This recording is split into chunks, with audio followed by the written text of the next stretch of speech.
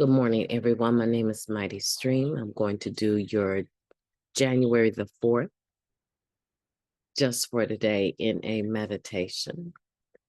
Let's go ahead and get into the meditation. I am smiling ear to ear. I just realized one of my very best childhood friends' birthday is today. So that is exciting me. Oh my goodness. All right. How are you doing? I hope you're doing well today. My voice is a little bit shaky, but we'll get through this together, okay? January 4th, the love of the fellowship. Today, secure in the love of the fellowship, we can finally look another human being in the eye and be grateful for who we are. That comes from our basic text, page 92. When we were using, few of us could tolerate looking someone in the eye. We were ashamed of who we were. Our minds were not occupied with anything decent or healthy, and we knew it.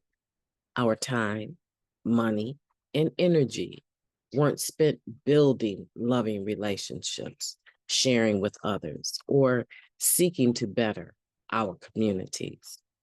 We were trapped in a spiral of obsession and compulsion that went only in one direction, downward. In recovery, our journey down that spiral path has been cut short. But what is it that has turned us around, drawing us back upward into the open spaces of the wide, free world?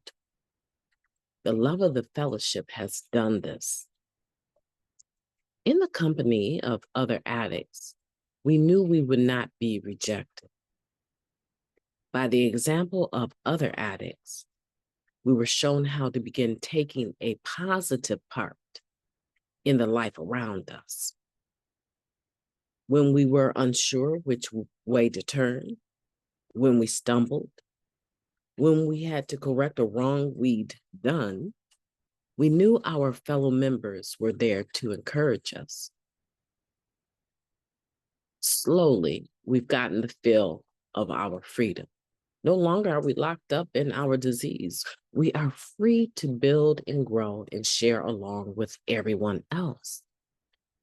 And when we need support to take our next step, it is there. The security we found in the love of the fellowship has made our new lives possible. Just for today, I can look anyone in the eye without shame. I am grateful for the loving support that has made this possible. Let's take a moment of silence, followed by the we version of the Serenity Prayer and the third step prayer. Moment of silence now, please.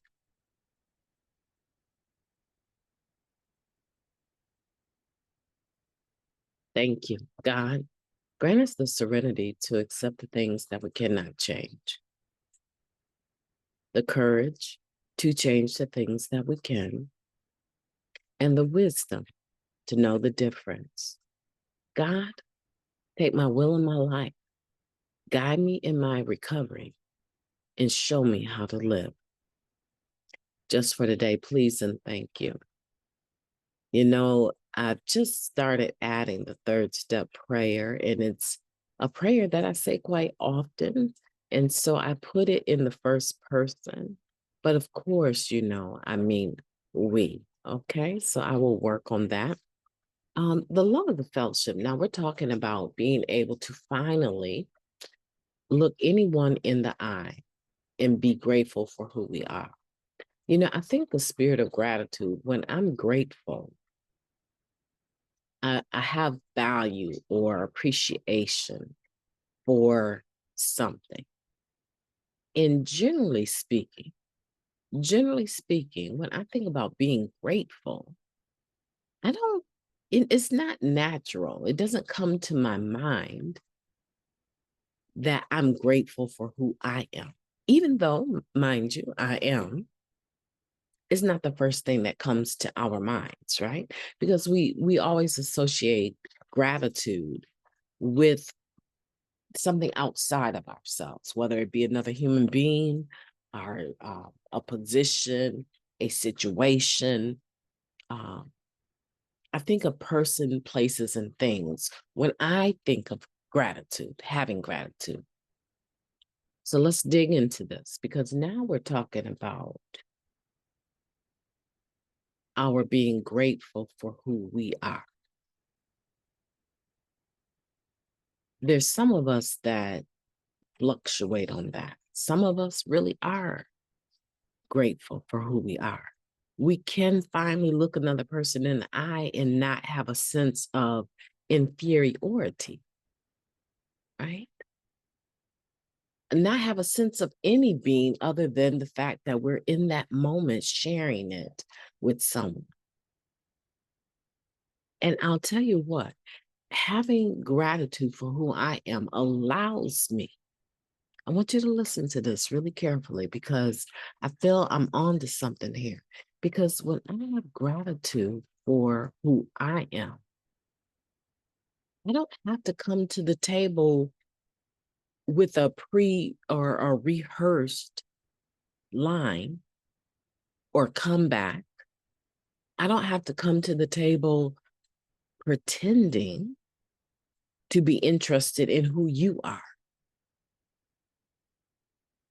I don't have to judge what's coming from you, what you're saying, what you look like. I don't have to go through any of that. Because if I'm being very honest, I believe low self-esteem, shame, guilt, these are feelings that cause a person to not be able to operate fully in relationships. As an individual is presenting themselves or a situation is coming up, I will always add myself to that. And I think the tendency is for us to try and measure. Let's use that word, right? I think the tendency is to measure who I am according to the output that's coming my direction. That is a constant state of anxiety, worry, guilt, shame, right? All of those automatic negative thoughts. And you can find yourself, surely I've done it, you can find yourself in a conversation and not even present in the conversation, because there is this, I think, just an automatic tendency to run a scan through ourselves, through our being, right? If you can imagine going through, um, uh, at the airport, right? Going through that machine that looks at your body, a scan, right? You raise your hands up, you stand right here. It scans everything about you, including things that might be on your person that shouldn't be, right? So imagine that, but imagine doing it yourself for yourself, okay? So I'm engaging in a conversation with you, and I'm standing there hearing everything that you're saying, and giving the presentation that I'm present with you, that I'm actually listening. But I think listening, but I think what's really going on is that a person is scanning their spirit. They're scanning their outsides. They're scanning their insides. And they are trying to detect the deficits within themselves, according to what is coming towards them, according to the situation and the words that are coming out of the other person's mouth. They're scanning themselves. The love of the fellowship has allowed me to practice opening up, being myself, telling the truth about who I am, and then being able to scan the room, to be able to monitor the room, and look at microfacial expressions, look at reactions, and hear even sometimes responses to what I have taken a risk and shared about myself. And so over a period of time, this is why sharing is important, okay? To the newcomer, sharing is important because I am getting an opportunity to learn a new behavior.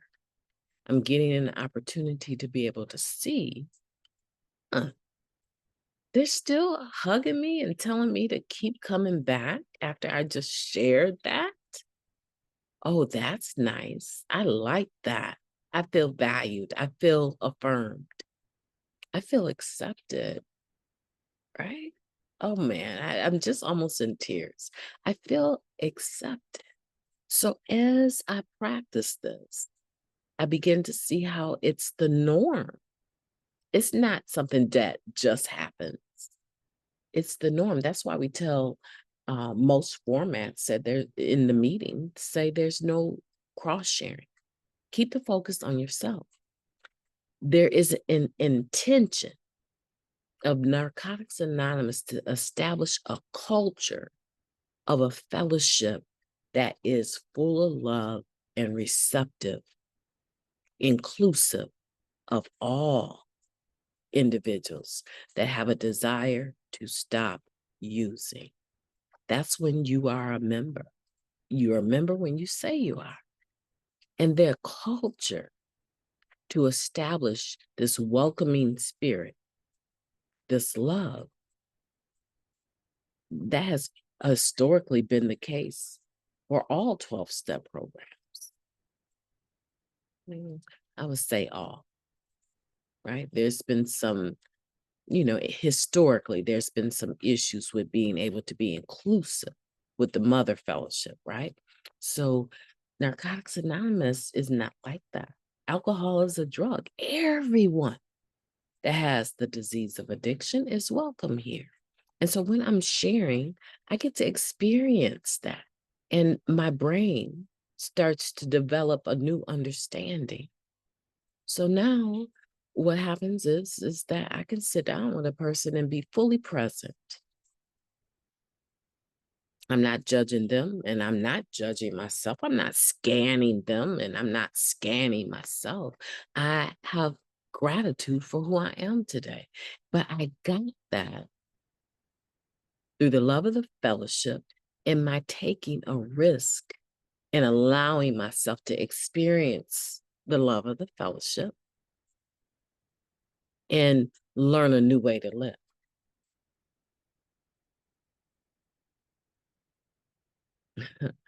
You know what?